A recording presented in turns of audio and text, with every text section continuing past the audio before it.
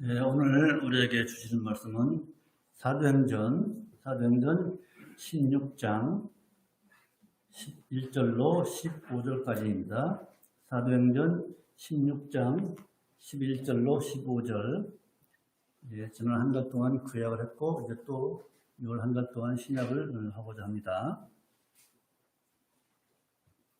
사도행전 16장 11절로 15절.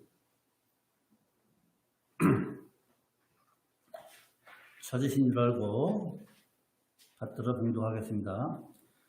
드로아에서 배로 떠나 사모드라게로 직행하여 이튿날 네아폴리로 가고 거기서 빌립보에 이르니 이는 마게도냐 지경 첫 성이요 또 로마의 식민지라. 이 성에서 수일을 유하다가 안식일에 우리가 기도처가 있는가 하여 문 밖 강가에 나가 거기에 앉아서 무인 여자들에게 말하더니 두아디라 성의 자주 장사로서 하나님을 공경하는 루디아라 하는 한 여자가 들었는데 주께서 그 마음을 열어 바울의 말을 청중하게 하신지라. 저와 그 집이 다 세례를 받고 우리에게 청하여 가로되 만일 나를 주 믿는 자로 알거든 내 집에 들어와 유하라 하고 강권하여 있게 하니라. 아멘. 저는 한 주간도 잘 편안하셨습니까? 예, 오늘 거룩한 주님의 날 아버지 앞에 나온 것. 우리 서로 옆 사람하고 인사하십시다. 참 잘 오셨습니다. 다른 교회들 보니까 그런 걸 하더라고요. 참 잘 오셨습니다. 자, 지지난달이죠. 지지난달에는 사도 바울 선생의 2차 전도 여행에서 일어난 사건을 말씀드렸습니다. 즉 바울 선생께서 소아시아 지역에서 계속 복음을 전하라고 할 때 성령께서 아시아에서 복음을 전하지 못하도록 하셨습니다. 막으셨죠. 그것이 오늘 사도행전 16장 6절로 7절이 그 말씀입니다. 같이 읽어볼까요? 6절 7절 사도행전 16장 시작. 성령이 아시아에서 말씀을 전하지 못하게 하시거늘 부르기아와 갈라디아 땅으로 다녀가 무시아 앞에 이르러 비두니아로 가고자 애쓰되 예수의 영이 허락지 아니하시느니라. 지금 사도 바울 선생은 쉽게 얘기해서 터키 남부 쪽에서 복음을 전하다가 터키 북쪽 비두니아 쪽으로 이제 가서 복음을 전하려고 했는데 성령님께서 또 예수의 영이 허락하지 않았습니다. 우리 성령님께서 그쪽으로 가지 말라는 거예요. 그래서 바울 일행은 어디로 갑니까? 에게해, 남쪽으로 내려와서 에게해 연안에 드로아라는 항구 도시가 있습니다. 조그만 항구 도시가 있는데 그 드로아에서 좀 있습니다. 그때 하나님께서 성령님을 통해서 바울 선생에게 마케도니아 인의 환상을 보여주시죠. 그것이 16장 9절 말씀입니다. 같이 볼까요? 시작. 밤에 환상이 바울에게 보이니 마게도니아 사람 하나가 서서 그에게 청하여 가로되 마게도니아로 건너와서 우리를 도우라 하거늘. 이처럼 성령님께서 터키 북쪽 비두니아 쪽으로 가지 못하게 하고 남쪽으로 내려와서 이제 마케도니아, 즉 유럽으로 가라고 이렇게 말씀을 하시는 거예요. 그래서 바울 선생은 이제 배를 타고 마케도니아로 가려고 드로아, 즉 에게해 연안에 있는 드로아에서 좀 기다리고 있는 거예요. 그때 성령께서 마케도니아로 가라라고 이렇게 말씀하시는 것이죠. 여러분, 우리가 어떤 길을 갈 때, 처음 가보는 길을 갈 때는 참으로 두렵고 떨리기도 하고 또 그렇습니다. 그래서 처음 가는 길, 그 초행길은 그 길을 한 번쯤 가본 사람, 아니면 그 길을 잘 아는 사람이 안내할 때에 안전하고 또 그것이 합리적인 방법이에요.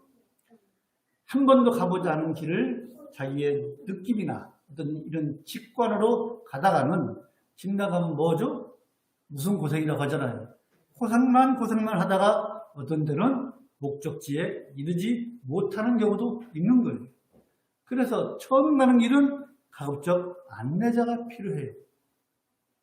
훌륭한 안내자가 필요합니다. 그것이 우리 인생도 마찬가지예요. 우리 인생도 여러분 우리 인생을 살아본 사람이 누가 있습니까? 어느 누구도 인생을 살아본 사람이 없어요. 그저 처음 살아보는 거니까. 이 순간 지나면 그것도 처음 우리가 살아보는 거예요. 인생도 처음 사는 거기 때문에 안내자가 필요합니다. 얼마 전에 이번에 아카데미 조인상 탄 분이 윤여정 씨가 얼마 전에 TV에 나와서 옛날 한 얘기를 제가 한번 살짝 본 적이 있습니다.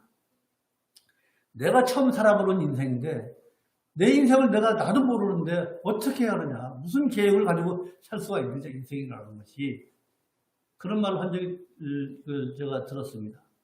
그런데 그 말을 들으면서 그건 아닌데 그런 생각이 들었어요. 물론 모두가 다 처음 살아보는 인생이지만은 그거 아닌데 왜 그러냐? 우리 성도는 다르다 이거예요. 우리 성도들은 하나님이 계시기 때문에 우리는 달라요. 처음 가보는 인생길이지만은 우리에게 참되고 진실하신 인도자, 최고의 인도자. 오늘 제목이 뭡니까? 최고의 안내자 아닙니까? 최고의 안내자인 우리 하나님이 계시기 때문에 우리는 처음 살아보는 인생이지만 우리 하나님을 믿는 우리들은 처음 가는 그 길이 안전하고 평안한 줄로 믿습니다. 여러분, 우리 성도들은 그래서 최고의 안내자이신 우리 하나님을 따라가야 되는 거예요. 오직 우리 하나님만이 유일하고 참되시고 진실한 안내자인 줄로 믿습니다. 하나님의 그 최고의 인도하심, 그것을 믿고 이제 사도 바울 선생은 유럽 전도 여행을 이제 시작을 합니다. 바울 선생이 아무리 소아시아 전도 계획을 세웠다 할지라도 사람이 세운 계획을 이루시는 분은 누구시다? 여호와시다. 즉 잠언 16장 9절에 있는 말씀처럼 사람이 마음으로 자기의 길을 계획할지라도 이루시는 분은 누구예요? 여호와시다. 라는 그 말씀대로 이제 하나님의 인도를 따라서 바울 선생은 두려움 없이 이제 유럽으로 가는 거예요. 그래서 오늘 본문을 보시면서 우리에게 주시는 영적 교훈을 우리가 서로 나누며 함께 은혜를 나누고자 합니다. 첫 번째로 여러분, 일의 형통은요 어디에 달려있어요? 하나님께 순종했느냐 안 했느냐의 여부에 달려있는 거예요. 사람의 일, 하나님의 일 모두가 하나님께 얼마나 순종했느냐의 여부에 달려있는 거예요. 11절, 오늘 본문 11절을 보면요, 바울 선생은 마게도냐로 가는 길이 매우 아주 순탄했습니다. 11절 보실까요? 시작. 드로아에서 배로 떠나 사모드라게로 직행하여 이튿날 네아폴리로 가고, 이게 뭔 얘기냐면 이제 에게해 연안에 있는, 터키저 밑에 에게해 연안에 있는 드로아에서 배로 떠나서 사모드라게는 좀 더 가면은 작은 섬이 있습니다. 그 섬에서 하루를 자고 다시 네아폴리가 어디냐면은 그리스예요. 그리스 땅으로 가는 거예요. 그런데 거기까지 가는데 이틀이 걸렸어요. 이틀. 이 길이 어느 정도 먼 길이냐면은 그 해로로 250km 정도 되는 길이에요. 그 길을 요즘처럼 어떤 이런 동력선이 있다든가 그런 게 아니고 그 당시 배는 뭐예요? 돛담배예요. 바람을 이용해서 가는 항해예요. 그 당시에 옛날에는 배를 타고 가려면 이 범선, 즉 이 돛담배는요 바람이 있어야 가요. 역풍을 불든가 또 태풍을 만나면 배가 움직이지 못해요. 그래서 어떻게 해요? 항해가 몇 달씩 또는 며칠씩 늦어지는 거예요. 그런데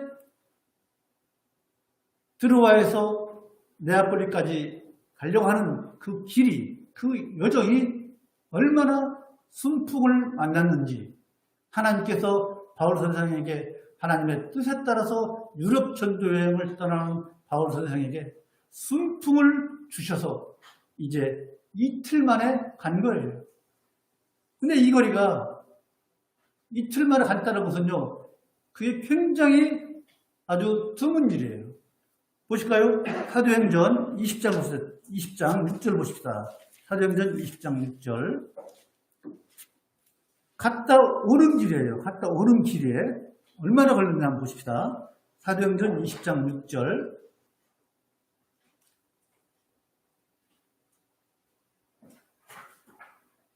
잘했습니까? 5절부터 6절까지 읽읍시다. 시작. 그들은 먼저 가서 드로아에서 우리를 기다리더라. 우리는 무교절 후에 빌립보에서 배를 떠나 닷새만에 드로아에 있는 그들에게 가서 이래를 머무니라. 돌아올 때는 닷새가 걸렸어요. 닷새가. 이처럼 하나님의 뜻에 의해서 아시아에서 복음 전도를 포기하고 하나님의 뜻에 따라서 유럽을 갈 때는 순풍을 만나서 이틀에 간 거예요. 이처럼 만약에 바울 사도가 하나님의 뜻을 어기고 계속 소아시아에서 복음을 전했다라고 하면 어떻게 되었을까요? 우리가 방금 읽은 것처럼 16장 6절 7절에 있는 말씀처럼 예수의 영이 허락하지 않은, 하나님께서 허락하지 않음으로 인해서 아시아 전도를 아주 힘들었을 거예요. 그러나 하나님의 뜻에 따라서 유럽으로 갈 때 그 사도 바울 선생의 유럽 전도 여행이 얼마나 형통했습니까? 이것이 바로 하나님의 뜻에 따른 결과예요. 하나님의 뜻에 순종해서 일하면요, 하나님께서 형통한 길을 반드시 열어주신다는 사실을 믿으시기 바랍니다. 반대로 하나님의 뜻을 거스를 경우에, 하나님의 뜻을 거들어서 그럴 때는요, 쉽게 할 수 있는 일도 아주 어렵게 또 못하는 때가 있는 거예요. 우리가 잘 아는 성경에서 예를 들어볼까요? 이스라엘 백성들이 출애굽을 해서 이제 광야를 지나사는 거쳐서 어디로 갑니까? 가나안 땅 코미친 가데스 바네아까지 약 한 2년 동안 걸려서 갑니다. 가데스 바네아에서 불과 며칠이면 갈 수 있는 가나안 땅이에요. 그때 거기서 어떻게 했어요? 모세가 각 12지파를 모아서 한 명씩 대표 선수를 뽑아가지고 뭘 보냈어요? 정탐을 보냈잖아요. 12지파 12명을 40일 동안 가나안 땅을 정탐하고 와라. 어떤 땅인지 갔다 와서 12명이 보고를 하는데 어떻게 합니까? 갈리죠. 여호수아와 갈렙은 아니다. 우리는 능히 우리가 저 땅을 차지할 수 있다. 우리가 이길 수 있다. 하나님께서 함께 하시면. 그러나 나머지 10명은 뭐라고 합니까? 그들은 거기 땅은요, 젖과 꿀이 흐른 땅이 맞습니다. 포도송이가 얼마나 컸습니까? 어깨에 메고 왔잖아요. 그 땅이 젖과 꿀이 흐른 땅은 맞긴 맞는데 그 성은 너무 높고 크고 또 사람들은요, 안악자선 수선처럼 말이죠, 거인들입니다. 우리는 그들에 비해서는 뭐예요? 메뚜기가 같다고 했지 않습니까? 그래서 아주 악평을 했어요. 가나안 땅, 하나님께서 그들에게 주시겠다고 약속한 가나안 땅을 이처럼 악평을 했어요. 그래서 여론을 싹 돌렸잖아요. 올라가지 못하도록. 가데스 바네아에서 올라가자 했으면 됐어요. 하나님의 뜻에 따라서. 그러나 하나님의 뜻을 쳐버리고 진기하지 않았을 때 하나님께서 뭐라 했습니까? 보다 너희들 40일 동안 정탐했지 그 하루를 1년으로 환산해서 40년 동안 너희들 광야에서 헤맬 것이다. 그리고 출애굽 1세대들은 전부 다가 광야에서 죽었습니다. 가나안 땅에 한 사람도 못 들어갔어요. 누구만 제외하고 여호수아와 갈렙만 제외하고. 이것이 하나님의 뜻을 거스른 결과인 거예요. 여러분, 우리 사람들은요, 모두가 만사형통을 바랍니다. 만사형통한 삶을 살기를 원합니다. 즉, 내가 하는 일이 계획대로 되기를 원합니다. 그렇지 않은 사람이 누가 있습니까? 전부 다 내가 하는 일이 계획대로 되기를, 형통한 삶을 살기를 원합니다.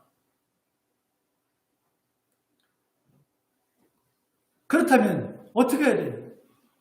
방금 우리가 예를 들은 것처럼 하나님의 뜻에 따라서 먼저 사도 바울처럼, 사도 바울이 유럽으로 할 때 순통의 돛을 단 것처럼, 형통한 것처럼 먼저 하나님의 뜻에 순종해야 될 줄로 믿습니다. 하나님이 원하시는 것을 이루어 드리도록 하나님께서 하시고 하는 것을 해드리는 우리가 되어야 될 줄로 믿습니다. 그리할 때 우리에게 만사형통한 그 복이 우리에게 주어질 줄로 믿습니다. 또 그렇게 하면, 하나님의 뜻에 순종하면 어떤 일이 닥쳐도 우리 하나님께서 모든 것을 합력하여서 선을 이루신다고 하는 로마서 8장 28절에 있는 말씀, 그 말씀이 우리들에게 이루어질 줄로 믿습니다. 그래서요, 우리의 삶이 얼마나 형통하냐, 형통하지 않느냐 하는 것은 하나님께 얼마나 순종했느냐의 여부에 달려 있다는 것을 명심하시기 바랍니다. 신명기 29장 9절에 뭐라고 되어 있습니까? 같이 보실까요? 신명기 29장 9절.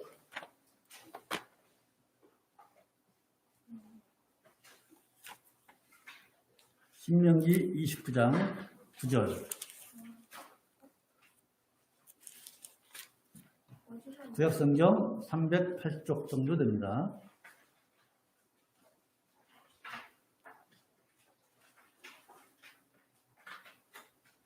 됐습니까? 시작. 그런즉 너희는 이 언약의 말씀을 지켜 행하라. 그리하면 너희의 하는 모든 일이 형통하리라. 그리하면 하나님께서 원하시는 것, 하나님의 뜻을 이루어 드리는 것, 그리하면 너희의 하는 일이 모든 일이 형통하리라. 또 열왕기상 2장 3절에 보면요, 내 하나님 여호와의 명을 지켜 그 길로 행하여 그 법률과 계명과 율례와 증거를 모세의 율법에 기록된 대로 지키라. 그리하면 내가 무엇을 하든지 어디로 가든지 형통할지라 라고 우리에게 주시는 말씀이에요. 여러분, 일의 형통은요, 하나님의 뜻에 순종했느냐 안 했느냐의 여부에 있다는 것을 꼭 기억하시고, 우리 하나님의 뜻에 순종하시는 우리 모두가 되기를 간절히 소망을 합니다. 두 번째로, 여러분, 사람이 많든 적든 최선을 다해서 복음을 전해야 될 줄로 믿습니다. 오늘 본문 13절을 보면요, 보실까요? 시작. 안식일에 우리가 기도처가 있는가 하여 문밖 강가에 나가 거기 앉아서 모인 여자들에게 말하더니, 이제 바울 선생님께서 빌립보에 도착을 해서 이제 안식일이 되어서 기도를 해요. 유대인들은요, 어디를 가든지 무엇을 지어요? 회당을 짓습니다. 그런데 여기에는 지금 조그만 도시였었는지 아니면 유대인들이 적어서인지 회당이 없어요. 그래서 이제 강가에 가서 기도를 해요. 그런데 거기에 누가 있어요? 수녀들이, 여자분들이 몇몇 모여있는 거예요. 거기에서 이제 바울 선생이 복음을 전합니다. 자, 여러분, 하나님의 뜻에 의해서 어려운 그런 항해를 하고 이제 빌립보에 갔어요. 유럽에 갔어요. 유럽에 가서 복음을 전하는데 그 모습이 수많은 사람들한테 사도 바울 선생이 복음을 전하는 것이 아니고 강가에 모여있는 몇몇 부인들, 그들에게 복음을 전하는 거예요. 갈 때는 거창하게 가는 것 같잖아요. 그러나 하나님의 뜻에 의해 갔잖아요. 그런데 그 모습이 너무나 미약하고 시시해 보이지 않습니까? 하나님의 뜻에 의해서 갔으면은 그래도 많이 모여서 사도 바울이 복음을 전하는 그런 모습이 였으면 얼마나 좋았을 거예요. 그런데 처음으로 유럽에 복음을 전하는 모습이 아주 매우 시시하게, 형편없이 보여요. 미약해 보여요. 아시아 전도를 막으시고 시작된 그 유럽 전도가 너무나 우리 인간들이 보기에는 시시해 보입니다. 그렇지 않습니까? 그 강가에 그 옛날에 몇 명이나 모여있겠어요. 그러나 사도 바울 선생은요, 숫자에 개의하지 않고 그들에게 복음을 전했어요. 여기에서 우리는 사도 바울 선생의 그 복음을 전하려고 하는 그 자세를 우리가 본받아야 될 줄로 믿습니다. 한두 명 이거 좋은 거 아니에요. 정말입니다. 그들이 한두 명이라 할지라도 그분들이 어떠한 사람이고 어떠한 신분이고 누구든 우리는 복음을 전할 준비를 해야 되고 복음을 전할 수 있는 그런 믿음의 사람들이 되어야 합니다. 왜 그래요? 우리 하나님께는요, 한 영혼이 다 귀한 그런 영혼이기 때문에 우리는 숫자에 관계없이 한 영혼이라도 만나는 복음을 전하는 그런 사명을 가지고 있어요. 그런데 재밌는 것은 제가 이제 어릴 때 그 신앙생활 할 때 어떤 유명한 부흥 강사가 있었습니다. 그분 얘기인지는 모르겠는데, 근데 어떤 유명한 이 부흥 강사는요, 얼마나 유명한지 그 교인 숫자가 500명 이하인 교인은 가지를 않았대요. 아무리 담임 목사가 와서 부흥일을 인도해 주십시오라고 해도 가지를 않았다는 거예요. 사례비가 적을 것 같아서 그런 일은 모르지만은 과연 그것이 옳은 일인지는 모르겠어요. 그런 경우가 많이 있었다고 합니다. 또 실제로 뭐 있었고. 어쨌든 그런데 그런 거에 비해서 우리 주님은 어떻습니까?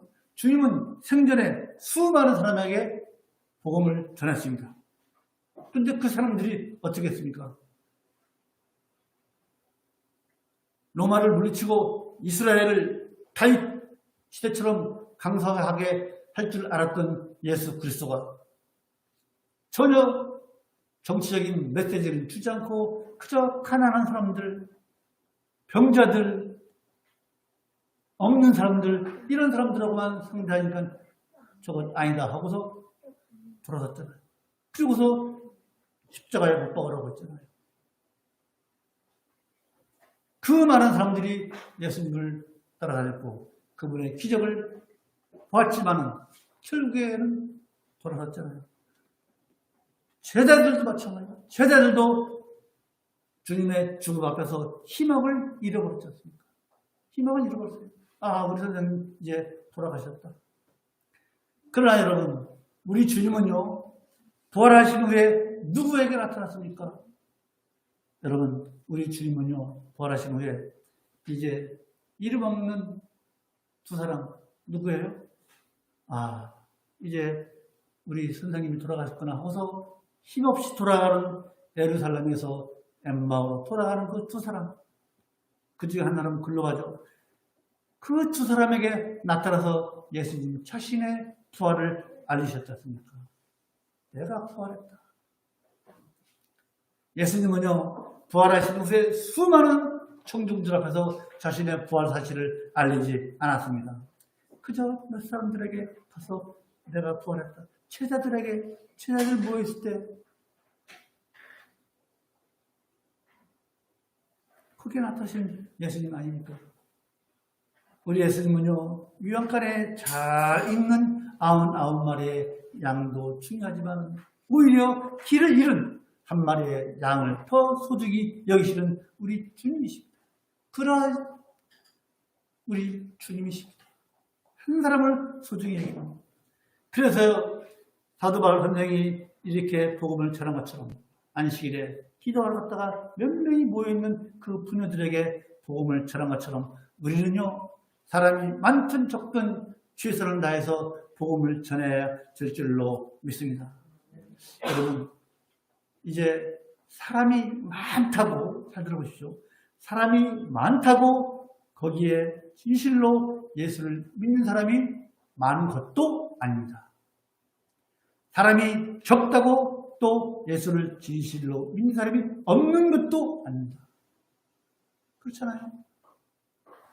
아무리 적은 무리라 할지라도 가볍게 여기지 말고 최선을 다해야 할 이유가 바로 여기 있는 거예요.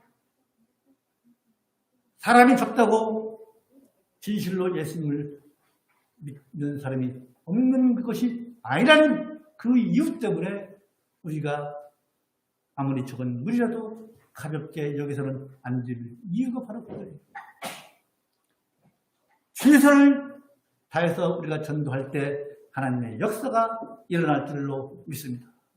얼마나 최선을 다했느냐가 중요한 거예요. 우리는 새벽마다 이제 앞에 롯데 도시업 아파트의 입주가 얼마 남지 않았습니다. 늘 새벽마다 기도하고 있습니다. 여러분도 같이 기도해 주십시오. 요즘 이렇게 작은 교회에 누가 옵니까? 안 옵니다. 우리가 알고 있잖아요. 다들 번듯한 건물이 있고 금지막 해야 그 교회에 나갑니다. 요즘 교회 다니는 사람들의 인식이 그렇지 않습니까? 좋은 교회 절대 안 옵니다. 우리가 한 사람 한 사람을 소중히 여기서 전도해야 될 줄로 믿습니다. 우리가 맨투맨으로 1대1로 최선을 다해서 전도하시는 우리가 되기를 간절히 소망을 합니다. 이사야서 60장 22절을 보면 이렇게 되어 있습니다. 들으십시오. 이사야서 60장 22절. 그 작은 자가 천을 이루겠고 그 약한 자가 강국을 이룰 것이라. 때가 되면 나 여호와가 속히 이루리라 라고 말씀하고 있습니다. 여기서 작은 자와 약한 자라는 것은 하나님께서 회복시켜야 할 시온을 얘기하고 있습니다. 시온. 그것이 규모가 작고 볼품이 없다는 거예요. 즉 우리 하나님께서 회복시킬 시온을 작은 자, 연약한 자로 묘사한 것은요. 우리 하나님 나라 곧 교회가 시작할 때는 작고 볼품이 없지만 그러나 그 작은 것이 연약한 것이 천을 이루고 강국을 이룰 것이라는 것입니다.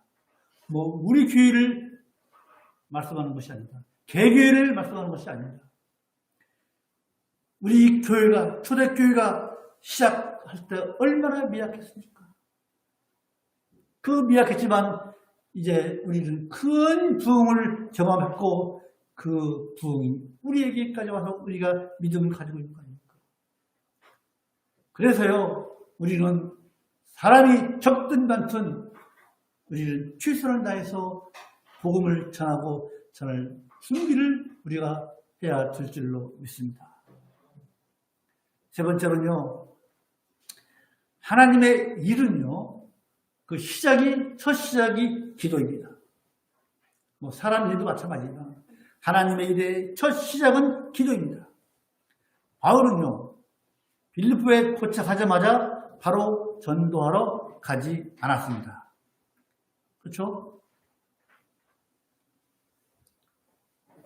오늘 본문 12절을 보면요, 보실까요? 시작.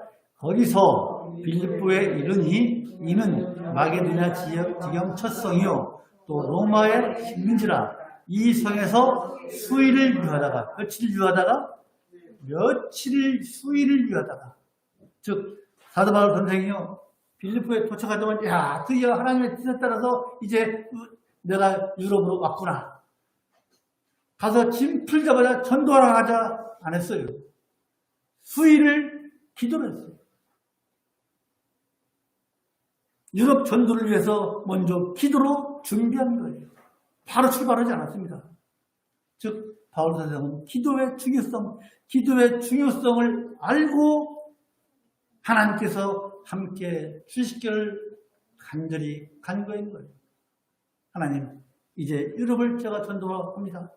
하나님 함께하여 주십시오. 라고 며칠을 기도한 거예요. 여러분, 전도할 때 그 기도가 얼마나 중요한지. 잠깐 기도하러 가잖아요. 하고 가잖아요. 우리가 전도 많이 해보지 않았지만 전도할 때 모여서 기도하잖아요. 그 기도도 중요하지만 전도하기 전에 오랜 기간 동안 대상을 위해서 기도하는 것 얼마나 중요한지 모릅니다. 파울 선생님 바로 이거예요. 기도의 중요성을 알았기 때문에 유럽에 도착하자마자 길거리에 나가서 전도한 거 아니고 수일 동안 하나님 함께하여 주십시오 하고 기도한 거예요. 여러분, 이처럼요, 전도는요, 우리 사람이 하는 것이지만은, 사람이 하는 것처럼 보이지만은, 실상은요, 전도는 하나님의 일이에요. 하나님의 일이기 때문에 하나님이 하시는 것입니다. 그래서 기도가 전도의 문을 여는 거예요. 기도가 전도의 길을 열어주는 것입니다. 우리가 기도를 하면 할수록 하나님의 역사하심은 강한 줄로 믿습니다. 우리가 기도하면 할수록 하나님의 역사하심은 강하게 나타나고 결국은 좋은 열매를 맺을 줄로 믿습니다. 기도의 중요성에 대해서 마틴 루터 선생의 말을 한번 옮기고자 합니다. 마틴 루터 선생이 종교개혁을 할 때 얼마나 바쁩니까? 우리가 조그만 일 할 때도 그 준비하는 과정이 얼마나 바쁩니까? 인류 역사에서 로마 캐톨릭의 그 부패성을 온 천하에 알리고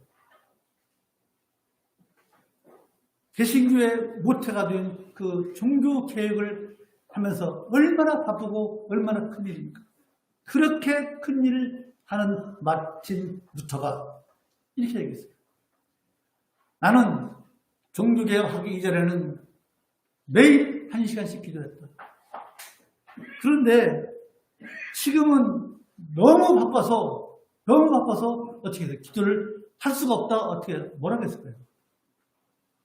나는 지금 너무 바빠서 하루에 기도 3시간을 한다. 종교개혁 이전에 1시간 하던 걸 너무 바쁘다. 종교개혁 하느라고. 그러나 내가 기도를 3시간을 한다. 이 말은요, 하나님의 일을 하는 데 있어서 기도가 얼마나 중요한지를 우리에게 깨우쳐주는 말씀인 줄 압니다. 하나님의 일에 가장 필요한 것이 기도예요. 여러분, 충분한 기도와 준비가 없으면요, 전도는 실패하는 거예요. 요즘같이 참으로 전도하기 어렵고 더더구나 이 코로나로 인해서 모르겠어요. 코로나가 진정되면 우리도 이제 열심히 전도를 해야 할 텐데 어떻게 할지 모르겠어요. 그러나 우리는 새벽마다 기도합니다. 여러분, 충분한 기도를 해주시기 바랍니다. 우리 교회의 부흥을 위해서. 여러분, 그래서요, 우리가 하나님의 일을 할 때든 내 개인의 어떤 일을 할 때는 먼저 하나님께 기도하시는 여러분이 되시기를 간절히 소망을 합니다. 기도하십시오, 여러분. 네 번째로, 여러분, 전도의 결과는요, 하나님께서 책임져 주십니다. 오늘은 전도에 대해서 제가 특별히 계획을 가지고 말씀도 하는 것이 아니고, 그렇잖아요. 한 달 구약, 한 달 신약하면서 쭉 나가는 거예요. 각 성경에 있는 사건들을. 오늘 보면 14절을 보면 말이죠. 사도 바울 선생이 빌립보에서 전도한 첫 열매예요. 14절 같이 읽읍시다. 시작. 두아디라 성의 자주장사로서 하나님을 공경하는 유디아라 하는 한 여자를 들었는데 주께서 그 마음을 열어 바울의 말을 청중하게 하신지라. 이게 첫 열매. 유럽 천도의 첫 열매가 바로 루디아예요. 여러분, 바울 선생이요, 낯선 땅 이 빌립보에 와서 그 적은 무리 부녀자들에게 조심스럽게 그리고 또 최선을 다해서 정중하게 말씀을 전했겠죠. 그러자 어떤 일이 벌어집니까? 바로 두아디라 성에 사는 이 자주색 옷감을 파는 거죠. 이 자주라는 것은요, 자주 장사라는 건 자주색 옷감이에요. 옛날에 귀족들이나 로마 시민들이 쉽게 얘기해서 겉옷으로 정장으로 입는 색깔 옷이 바로 이 자주색 옷이에요. 그래서 장사가 굉장히 잘 되었다고 그래요. 다 정장씩 한 벌 없는 사람이 누가 있습니까? 그런 식으로 이제 루디아가 장사를 해서 굉장히 부자였던 것 같아요. 그 루디아를 이제 하나님께서 마음을 열게 해서, 성령님께서 루디아의 마음을 열게 해서 이제 예수 그리스도의 복음을 받아들이게 했어요. 그런데 이 루디아가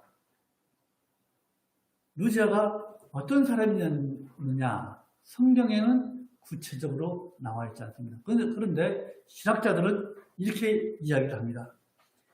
이 루디아가 지역 이름이다.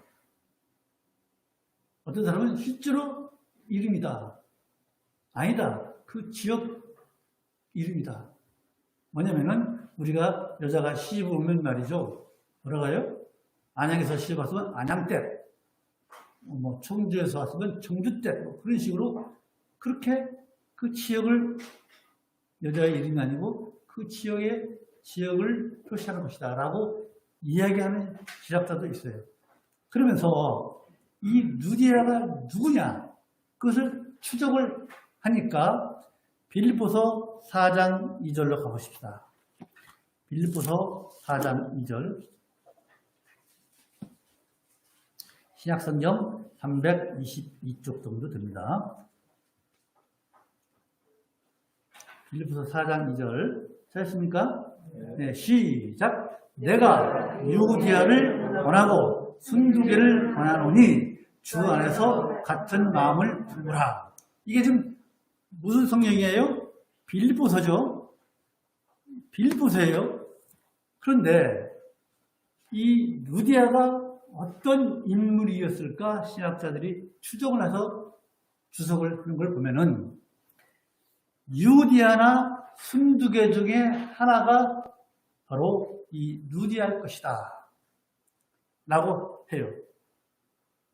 이 두 사람이 앞으로 굉장히 바울 선생에게 큰 도움을 줍니다. 경제적으로나 물질적으로나. 특히 바울이 감옥에 갇혔을 때 물심양면으로 이 유디아하고 순두개가 도움을 줍니다. 그것이 빌립보서 4장 15절부터 18절까지 쭉 나오는 말씀입니다. 어쨌든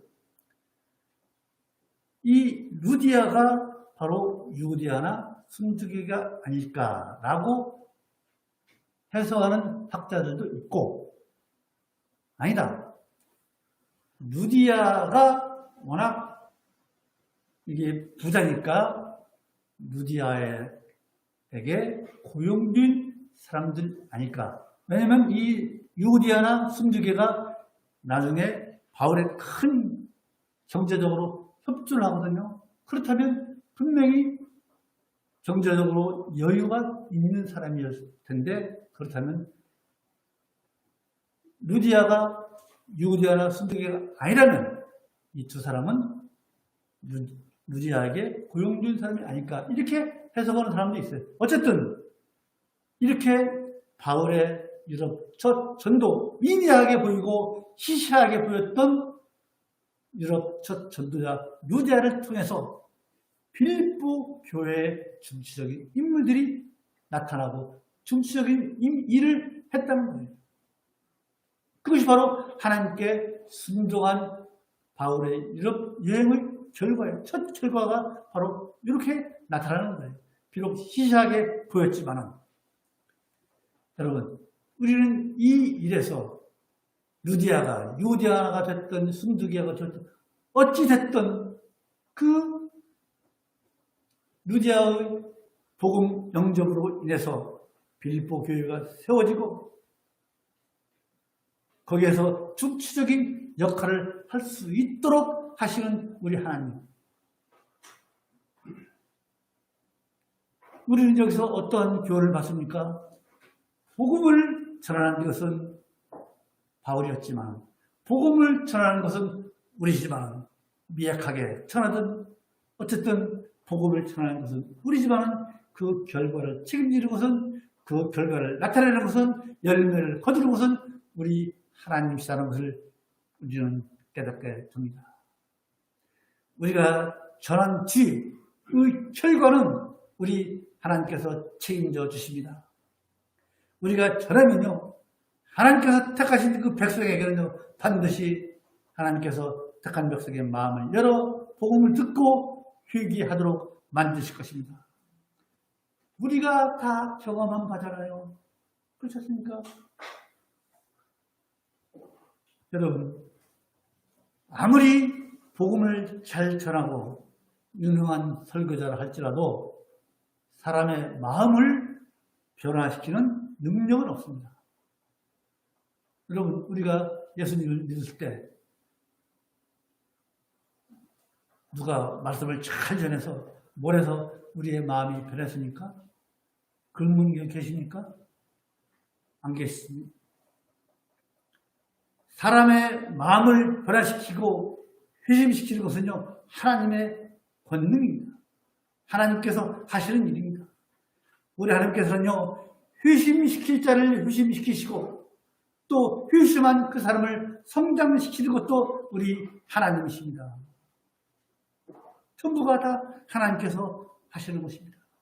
그래서 우리는요 결과를 따지지 말고 결과에 우리가 일비하지 말고 우리는요 때를 만나든지 못 만나든지 그저 전할 뿐인 거예요. 오직 복음 전파할 그 외에는 우리에게는 다른 사명이 없어요. 혹여나 또 전도해서 절실을 거뒀다고 교만해서도 안 됩니다. 옛날에는 막 전도상 주고 전도왕 뽑고 지금도 뭐 그런지 모르겠지만 그랬잖아요. 자기가 그걸 물론 말씀을 전해서 인도한 것은 그 사람이지만 하나님께서 하신 거예요. 그래서요 우리가 열매를 맺게 하는 것은 오직 하나님이시라는 것을 꼭 염두에 두시기 바랍니다. 교만해서 안 됩니다. 그래서 바울 선생님이 뭐라고 합니까? 고린도전서 3장을 보십시다. 고린도전서 3장. 고린도전서 3장 6절로 7절 보십시다.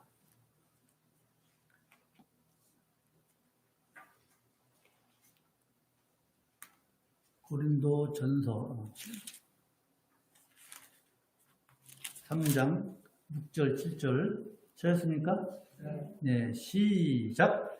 나는 심었고 아볼로는 물을 주었으되 오직 하나님은 자라나게 하셨나니 그런즉 심는 이나 물 주는 이는 아무것도 아니로되 오직 자라나게 하시는 하나님. 이게 무슨 말씀입니까? 이제 사도 바울 선생이 고린도 교회를 세우고 거기에서 복음을 전했어요. 그것이 바로 나는 심었고 나는 고린도에 복음을 심었다. 그리고 아볼로는 물을 주었다. 물을 주었다는 뭐예요? 복음을, 성경을 가르쳤다는 거예요. 바울은 복음을 전했고 아볼로는 거기에서 복음을 가르쳤다.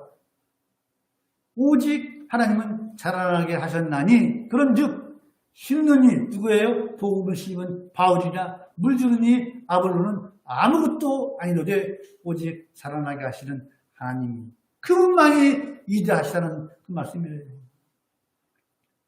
복음 전하는 것 오직 우리 하나님만이 위대하시다는 그 말씀이에요. 여러분, 우리가 앞으로 전도할 때에 전도의 결과에 대해서 우리가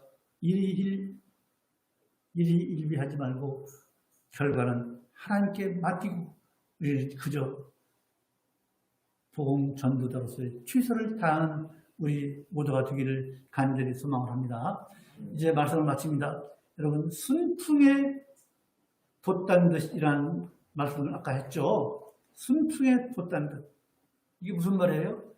하는 일마다 형통하게 잘 된다는 것을 표현하는 말입니다. 순풍에 돛단 듯.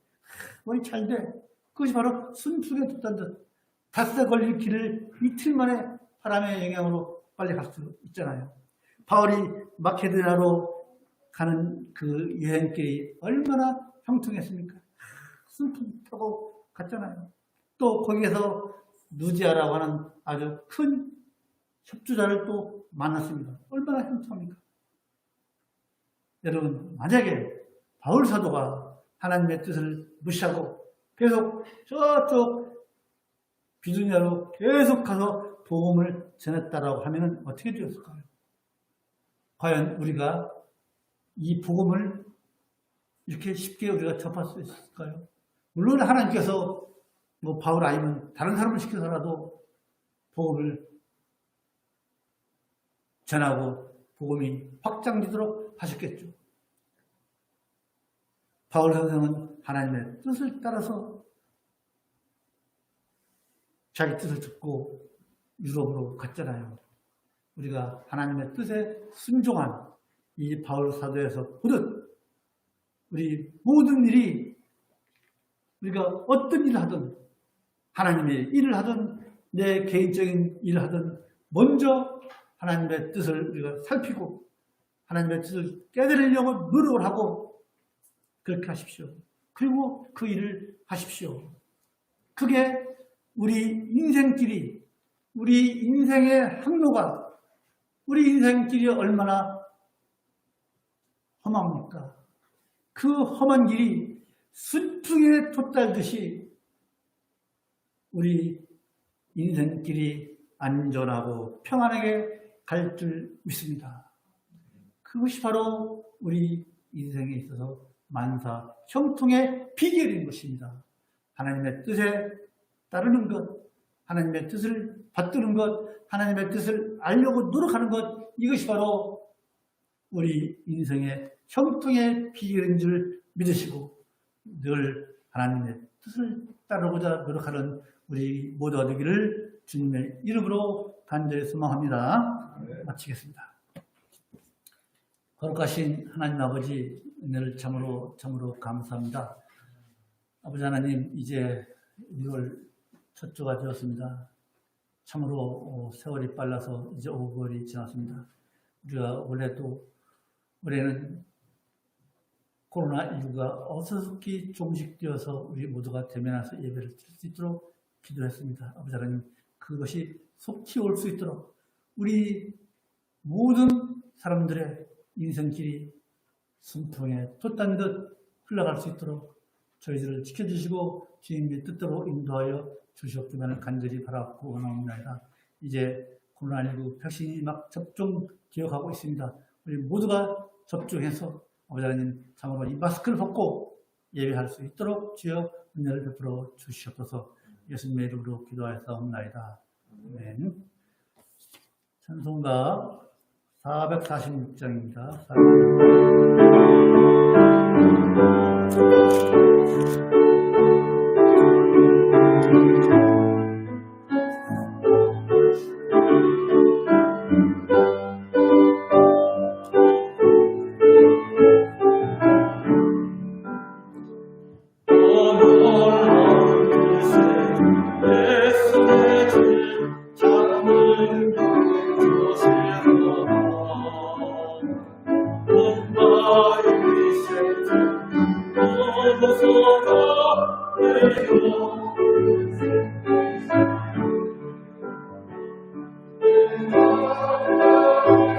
종일 걸어가도 나 피곤치 아니하며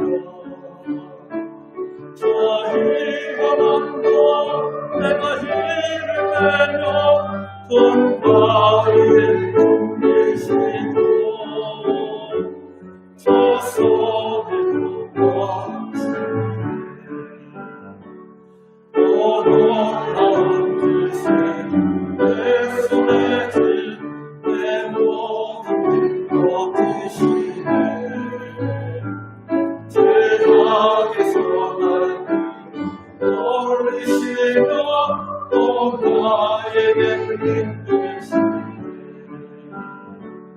내 마음을 정에 걸어가도 나 피곤치 아니하며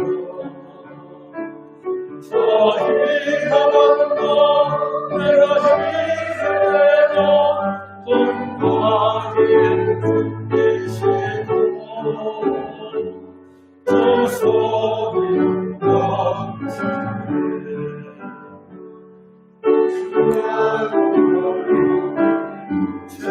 채우시고 늘 성경에 가만히서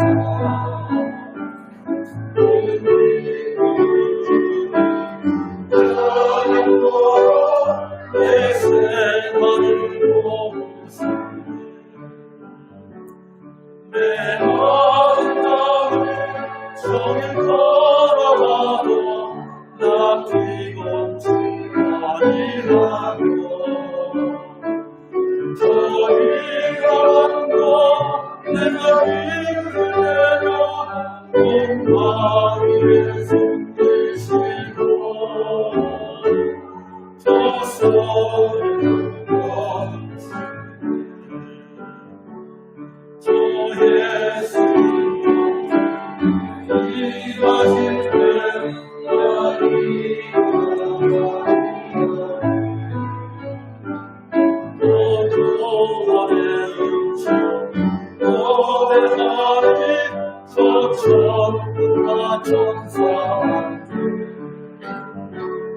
내 아름다운 정에 걸어가도 나 피곤치 아니하며 저희가 만나 내가 힘을 내며 돈바위에 숨기시고 저 소리를 넘치네